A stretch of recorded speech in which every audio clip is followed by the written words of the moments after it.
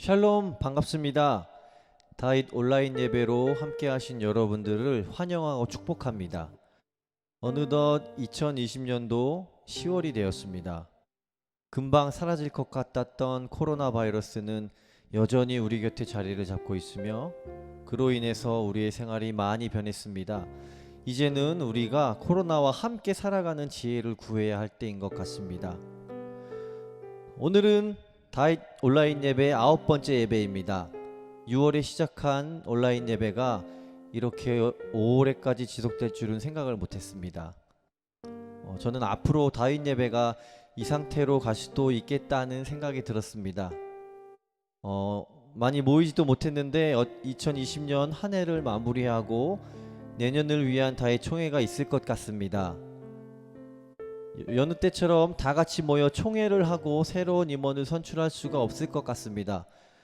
그래서 임원들이 새로운 방법으로 총회를 하기 위해서 고민하고 기도 중입니다. 우리들도 함께 이를 위해 관심을 가지고 무엇보다 앞으로 다윗 청년부의 앞날을 위해서 기도하는 우리 모두가 되길 소망합니다. 우리 오늘도 함께 찬양 드리며 예배 자리에 나가겠습니다. 우리 열어주소서라는 곡을 함께 찬양할 텐데요. 주님, 이 시간에 우리의 눈을 열어서 주님을 바라보게 하시고 우리의 귀를 열어서 주님의 말씀을 듣게 하옵소서. 무엇보다 우리의 마음을 열고 비록 온라인 예배이지만 진정한 예배를 드릴 수 있도록 하나님 함께 하옵소서. 우리 기도하는 마음으로 함께 찬양 드리도록 하겠습니다.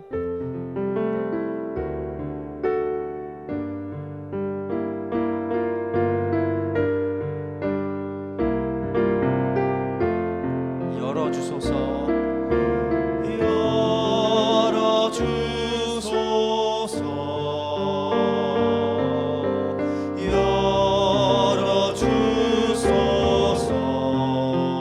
내 눈을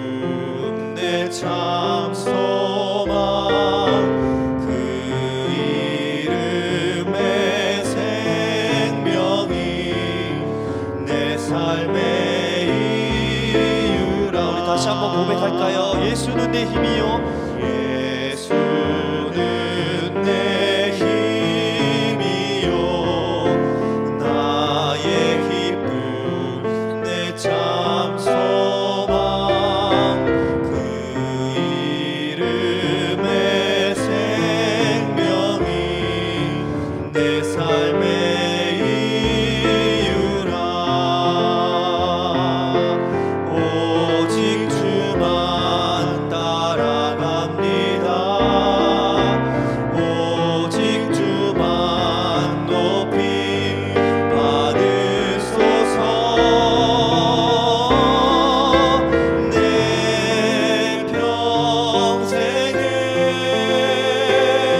그 이름을 그의 선하심을 세상에 노래합니다 그 이름에 크신 능력 영원한 생명이 내 삶의 이유라 내가 사나 죽으나 내가 사나 죽으나 그 이름을 위하여 내 모든 것 다 드리니 나를 받으소서 오직 주만 따라갑니다 오직 주만 높이 받으소서 내 평생에 그 이름을 그의 선하심을 세상에 노래합니다 그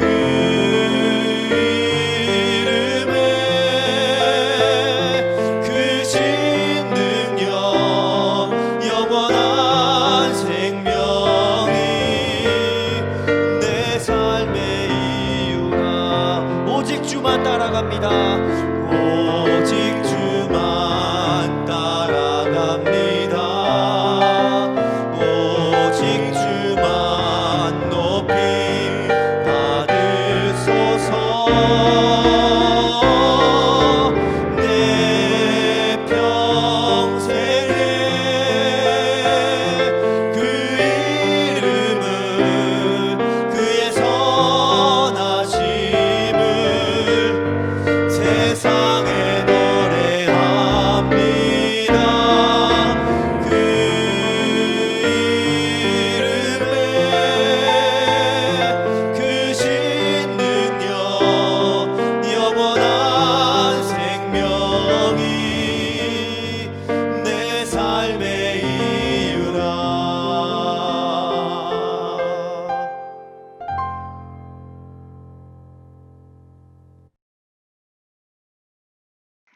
사랑의 하나님, 온라인으로 자윈 예배를 드릴 수 있게 인도해 주셔서 감사합니다.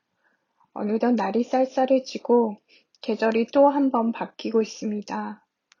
몇 개월 동안 귀한 다윗 지체들을 만나지 못하고 있지만 위태로운 세상 속에서 우리를 지켜주신 주님께 감사드립니다.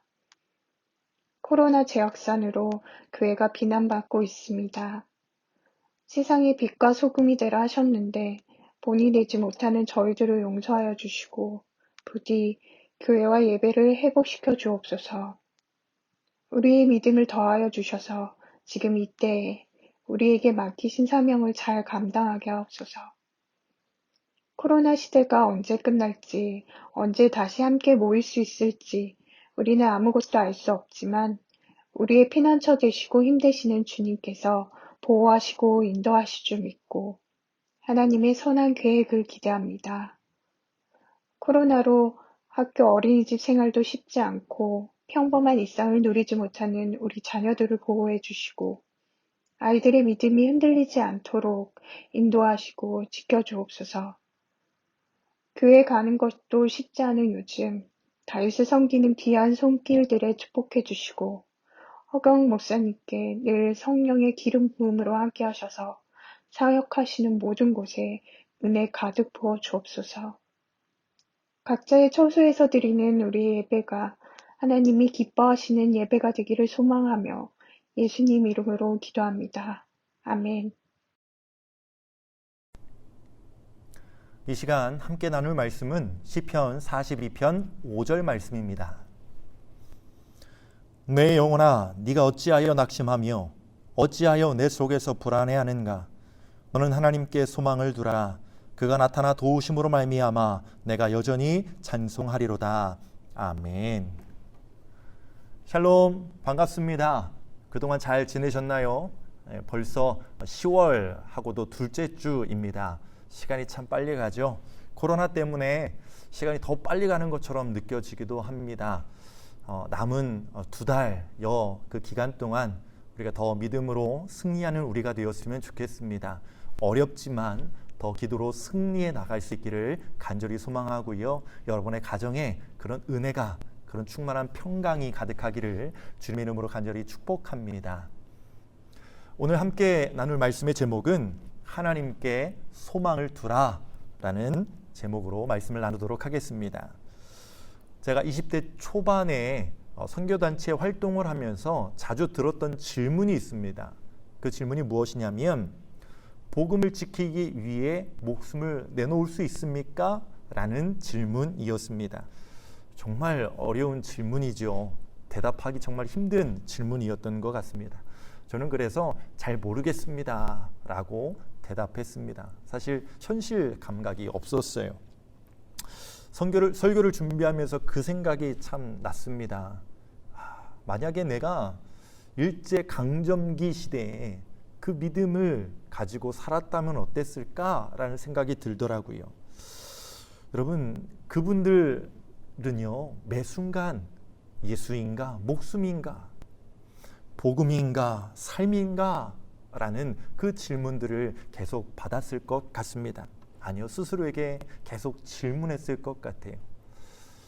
예수를 믿자고 하면, 복음을 따르겠다라고 하면 죽음을 당하고 매질을 당하는 그런 상황 속에서 그들은 그런 질문을 통해 매 순간 대답할 수밖에 없었을 것입니다.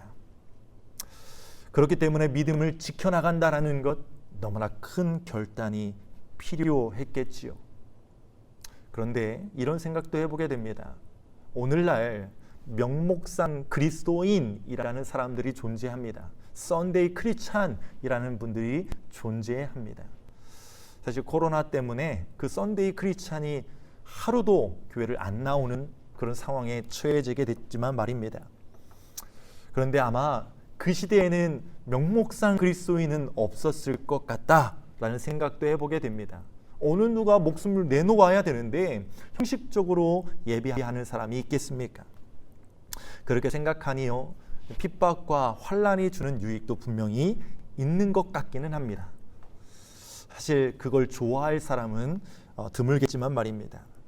그런데 우리가 깨달아야 할 것은요, 우리도 언젠가는 이 질문을 받을 수 있다라는 것이고요. 그리고 스스로에게 질문할 수밖에 없는 상황에 처해질 수 있다라는 것입니다. 목숨까지는 아니더라도 우리가 우리의 삶에서 불이익을 당하게 되는 그런 상황이 생겼을 때에 우리가 과연 복음, 믿음, 예수를 붙잡고 따를 수 있는가라는 질문 말입니다. 여러분 스스로에게 한번 그런 질문 던져보았으면 좋겠습니다. 가장 안 좋은 상황, 가장 어려운 상황 속에서 나는 복음, 믿음, 예수님을 따를 수 있는가? 라는 질문 말입니다. 그리고 한번 솔직하게 대답해 보셨으면 좋겠습니다. 오늘날 코로나로 인하여서 교회 이미지가 많이 안 좋아지고 있습니다. 코로나가 교회 안에서 확산되는 일들이 생기다 보니까 사람들의 인식이 더 안 좋아지는 것 같아요. 직장 내에서도 교회 다닌다라고 하면 안 좋은 시선으로 보는 그러한 직장도 있다고 합니다. 어쩌면 더 이게 확산이 되다 보면 나중에 우리 젊은이들이 취업하는 일들도 더 어려워질 수 있을 것 같아요. 교회 다닌다라고 하면 탈락, 안 돼! 이렇게 이야기하는 회사가 있을 수도 있다라는 것이지요.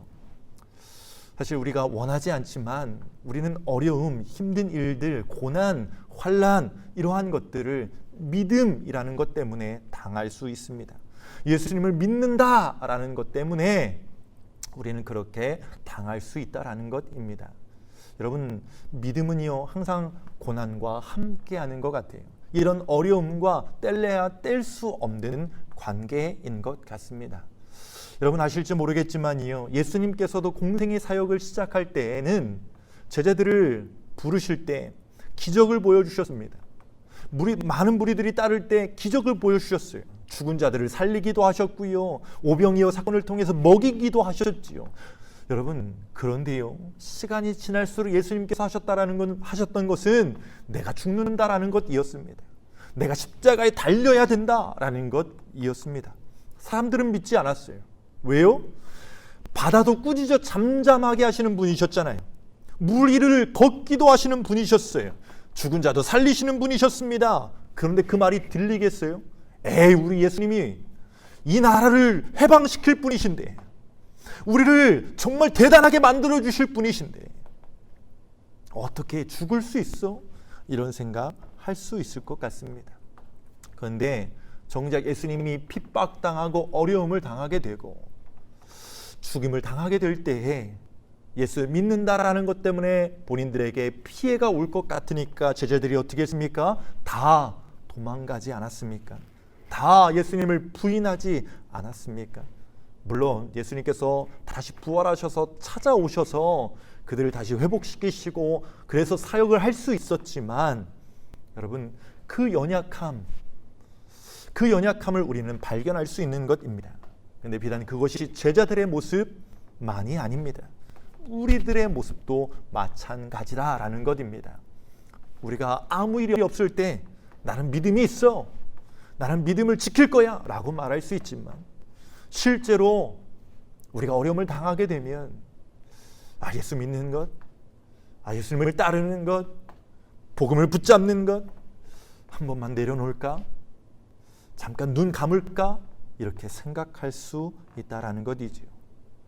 목회자인 저도 사실 마찬가지입니다. 그래서 오늘 우리들은 말씀을 잘 묵상할 수 있어야 됩니다. 오늘의 말씀을 더 마음에 새길 수 있어야 한다라는 것입니다. 오늘의 말씀은 이렇게 시작하고 있습니다. 내 영혼아, 네가 어찌하여 낙심하며 어찌하여 내 속에서 불안해하는가. 시편 저자 스스로가 이렇게 표현하고 있는 것이에요. 저는 낙심된 상태입니다. 저는 불안한 상태입니다 라고 말입니다. 시편 42편의 저자는요, 고라 자손의 시입니다. 고라 자손이 이것을 기록했다라고 하는 것이지요. 그런데 어떤 상황 속에서 기록했는가 보았더니요, 남유다가 바벨론의 포로로 끌려가게 된 그 이후에 성전에서 예배하지 못하는 그 상황 속에서 기록한 시편이 바로 시편 42편의 말씀이더라고요. 그들의 상황만 보더라도 낙심과 불안이 마음을 가득 채울 만한 상황이었습니다. 사실 그들은요, 포로로 끌려가기 직전까지, 나라가 망하기 직전까지 그 사실을 믿지 못했습니다. 왜 그랬을까요? 자신들은 선민이라는 그런 사상이 가득했거든요. 나는 특별하다, 나는 특별하기 때문에 하나님께서 택해 주셨다라는 생각 때문입니다. 그런데 어떻게 했나요? 하나님은 그 이스라엘 백성들을 망하게 하셨어요. 그들이 핍박당하는 그것을 용납하셨습니다. 왜요? 그들의 자신의 상태, 믿음의 상태는 모르는 상황에서 그냥 단지 선민이라는 것, 이것만을 생각했기 때문입니다. 나를 믿고 형상만 바라보게 되면 그 사람은 낙심할 수밖에 없는 것입니다. 나를 믿게 되면 그 사람은 그들의 그 인생 자체가 불안할 수밖에 없는 것입니다. 여러분, 사단이 가장 좋아하는 게 무엇인 줄 아십니까? 바로 낙심입니다. 사단의 경매라는 이야기 들어보신 적 있나요? 사단이 걱정, 두려움, 욕망, 슬픔, 자만심과 같은 물건을 팔기 위해 소비자들을 모았습니다. 그런데 상품 진열대 한켠에 이런 팻말이 붙어 있는 거예요. 절대로 판매하지 않는 물건이라고 말입니다.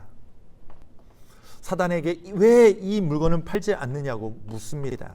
그러자 사단이 대답하기를 다른 물건은 충분한 여분이 있습니다. 하지만 이 물건은 내가 가지고 있는 물건 중에 가장 유용한 가치가 있는 물건입니다. 이 물건 없이는 사람들의 마음 깊숙이 들어갈 수 없습니다. 바로 이 물건은 낙심이라는 물건입니다. 인간을 가장 무너뜨리는 것, 가장 처절하게 낮게 만들어지는 것, 이것이 바로 낙심이라는 것입니다. 우리는 현실적인 상황 가운데서 어려움을 당하게 되면 내가 혼자 뭔가 해야 되겠다라는 생각을 해보게 됩니다. 내가 이 어려움을 해결해야지, 이겨내야지. 그런데요, 결국 어떻게 됩니까? 내가 감당할 수 없는 어려움이 생겨나면 낙심하게 되는 것입니다. 좌절하게 되는 것입니다. 쉽게 낙심하는 사람들의 특징을 살펴보면 그 중심에 나 자신이 있다라는 사실을 발견하게 됩니다. 오늘 본문을 보면요, 우리가 함께 읽지는 못했지만 1절부터 4절까지의 말씀을 보면 내가, 나의 라는 표현이 자주 등장합니다. 곧 그들은요, 자기의 처지만 바라보고 자기의 환경만 바라보고 또 다른 사람들로부터 조롱을 받고 있는 자기 자신을 바라보게 됩니다. 그러다 보니 정작 하나님을 바라보는 것을 잊어버리게 되는 것입니다. 삶 가운데 자기 자신을 바라보는 것이 지나치면 하나님을 바라볼 수 없게 됩니다. 특별히 삶 가운데서 어둡고 캄캄한 한밤중에 있을 때 자기 자신을 바라보는 것은 결국 스스로 실망감과 자괴감에 빠질 수밖에 없는 것이지요. 여러분, 요즘 들어 연예인들도 또 주변에 있는 사람들 가운데서 공황장애로 인해 어려움을 겪고 있다는 이야기를 종종 듣게 됩니다.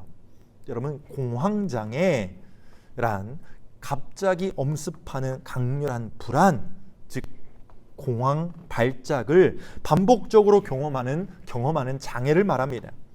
그런데요, 여러분, 이 공황장애가 자주 생겨나는 사람의 유형이 있다고 해요. 어떤 사람인가 보았더니요, 여러분, 자신감이 넘치는 사람, 나는 뭐든지 할 수 있어 라는 이러한 자신감이 충만한 사람이요, 한번 무너져 내리면 이것이 공황장애로 변하게 된다는 거예요. 나를 너무나 잘 믿고 신뢰하는 사람이 오히려 공황장애에 빠지게 되는 경우가 많다라는 것이지요. 아무리 나 자신이 능력이 뛰어나도 내가 원하고 바라는 대로 살 수 없는 것 아니겠습니까? 오히려 나의 부족함을 미리 알고 노력하고 채워나가는 자세가 더 필요한 것이지요. 여러분, 나 자신은 아무리 능력이 뛰어나다 할지라도 사실 보잘것없는 것입니다. 특별히 하나님과 비교했을 때 저희는 먼지와 같은 정말 그러한 존재밖에 될 수 없는 것이지요. 그런데요, 이 모습과는 반대로 동일한 어려움 가운데서도 소망을 잃지 않는 사람들이 있습니다. 그 사람의 특징은 자기 자신을 의지하지 않는다라는 것입니다. 자신의 연약함을 잘 알고 있기에 스스로를 문제 해결의 주체로 보지 않는다라는 거지요. 그들은 어려움이 생길 때마다 시선을 하늘로 향하는 사람입니다. 오늘 본문의 시편 기자는 너는 하나님께 소망을 두라 라고 고백하고 있습니다. 그렇습니다. 이 자세가 우리 믿음의 사람들에게 너무나 필요한 것입니다. 자기 자신보다 전능하신 하나님을 바라보는 사람은 반드시 그가 처한 모든 환난을 넉넉히 극복할 수 있는 사람입니다. 어느 것을 우리 가슴에 남기느냐에 따라 정말 정반대의 결과를 낳게 되는 것이지요. 세상 가운데 사단이 유혹하여 우리를 흔들리게 하든지 말든지, 우리의 실패로 인해 어려움을 겪는 상황이든 아니든 결코 우리는 넘어지고 쓰러지지라는 그렇게 쓰러지라고 만들어진 존재가 아니라는 믿음의 확신을 가지는 여러분들 되시기를 간절히 소망합니다. 깨어진 인간관계 때문에 등을 돌리고 배신하며 떠난 사람 때문에 혹시 낙심하고 계신가요? 또한 경제적인 어려움 때문에 더욱이 이루고자 했던 꿈이 다 깨져 버렸기 때문에 혼자 낙심하고 계신가요? 그렇다면 이 시간 우리에게 주시는 하나님의 음성을 들으시기를 바랍니다. 다시 한번 시편 42편 5절 말씀을 읽어드리겠습니다. 내 영혼아, 네가 어찌하여 낙심하며 어찌하여 내 속에서 불안해하는가? 너는 하나님께 소망을 두라. 그가 나타나 도우심으로 말미암아 내가 여전히 찬송하리로다. 아멘. 할렐루야. 그렇습니다. 시편 42편 5절의 말씀을 하나님의 음성으로 듣고 묵상하며 마음에 새기는 자는 결코 낙심에 빠지지 않을 수 있습니다. 오히려 어려움 속에서 소망을 선포하고 찬양할 수 있게 되는 것입니다. 예전에도 한번 말씀을 드렸던 예화인데요. 제가 졸업을 앞두고 필리핀으로 선교사 훈련원에 간 적이 있습니다. 그곳에 먼저 와 있던 중국인 사역자 두 분이 있었어요. 사실 저보다 나이가 어린 정말 작고 예쁜 여자 사역자 두 분이셨는데요. 그분들에게 이런 이야기를 듣게 되었습니다. 중국의 믿음을 지키는 20대 젊은이들이 복음 때문에 붙잡히고 매를 맞는 것이 너무나 일상화되었다라는 것입니다. 더군다나 그렇게 공안에 붙잡히면 취업이나 살아가는 데에도 불이익을 받는다라고 하더라고요. 특별 감시 대상이 된다라고 합니다. 근데 그 이야기를 너무나 담담하게 하는 거예요. 이런 느낌인 거죠. 내가 구원받았는데 매 맞는 것쯤 참을 수 있어요. 불이익 좀 당하면 좀 어떻습니까? 더 좋은 것을 내가 얻었으니 상관없습니다. 라는 이러한 느낌입니다. 그들에게 복음이냐 나의 유익이냐, 예수냐 너 자신이냐 라고 묻는다면 그들은 참 쉽게 대답할 것 같습니다. 복음이지요. 예수님이시지요. 그 두 사역자가요, 저한테 자주 했던 이야기가 있어요. 성경을 잘 배울 수 있는 한국 사람들이 너무나 부럽다고. 본인들도 사역자이지만 성경 좀 배워보고 싶다라는 말이었습니다. 환경은 더 어렵고 힘들고 복음 때문에 불이익을 당하는 그들이었지만 제 입장에서는 그들이야말로 진정한 소망을 가졌다라는 생각할 수밖에 없었습니다. 사랑하는 다윗 지체 여러분, 코로나로 어렵고 물가가 올라서 어렵고 취업이 어렵고 더군다나 오늘날에는 믿음 때문에 어려움이 생겨나는 그러한 일들도 종종 우리는 겪게 되지요. 복음보다 더 마음을 써야 할 것들 눈에 보이기도 합니다. 가정 경제를 일으키기 위해서, 아이들 키우기 위해서 정말 바쁘고 고단한 삶을 살아가고 있으시지요.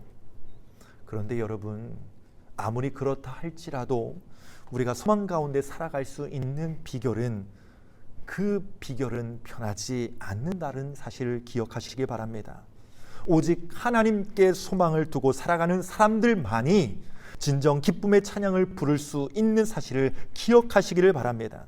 그리고 그런 믿음을 지켜나감으로 말미암아 어떤 상황 속에서도 주님과 함께 평안하게 기쁨으로 감사함으로 살아갈 수 있는 저와 여러분들 될 수 있기를 주님의 이름으로 간절히 축복합니다. 기도하시겠습니다. 사랑과 은혜가 충만하신 하나님 아버지, 우리의 삶이 때로는 어렵고 힘든 일들이 생겨납니다.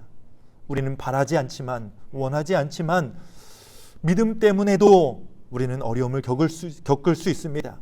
그때에 우리가 고민하지 않게 하여 주시옵소서. 예수님과 복음과 다른 세상의 것들 때문에 고민하지 않게 하여 주시옵소서. 우리가 예수님 붙잡게 하여 주시고 복음 우리가 따를 수 있도록 인도하여 주시옵소서. 오직 하나님께만 소망을 두고 살아가는 우리 모두 될 수 있도록 주여 인도하여 주시옵소서. 감사드리며 예수 그리스도의 이름으로 기도드립니다. 아멘.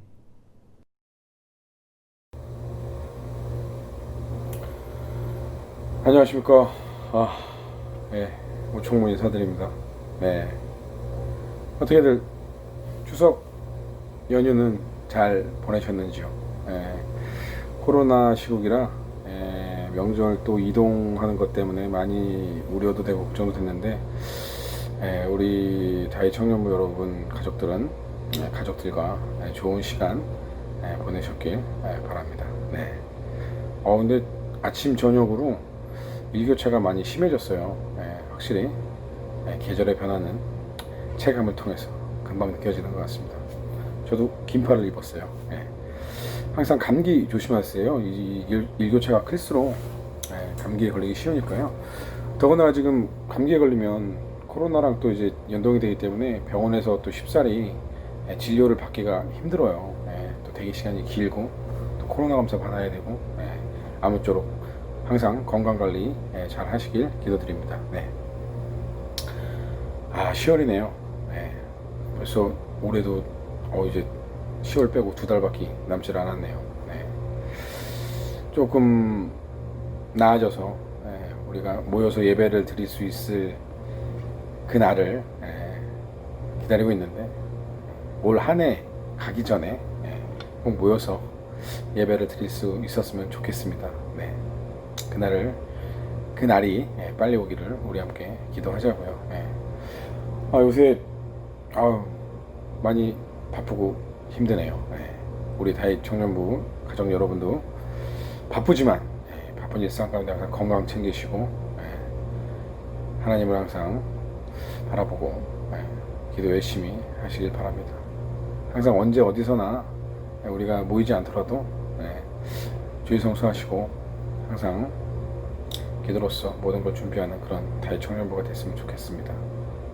보고 싶어요. 그래요. 오늘은 이번 올해 10월 10일 예배는 우리 일상 영상은 우리 부회장님 장민희 집사님하고 우리 형복이 형님 이영복 집사님 가정인데요. 어떻게 살고 계실까요? 많이 궁금하죠? 되게 아기자기하게 되게 잘 사실 것 같아.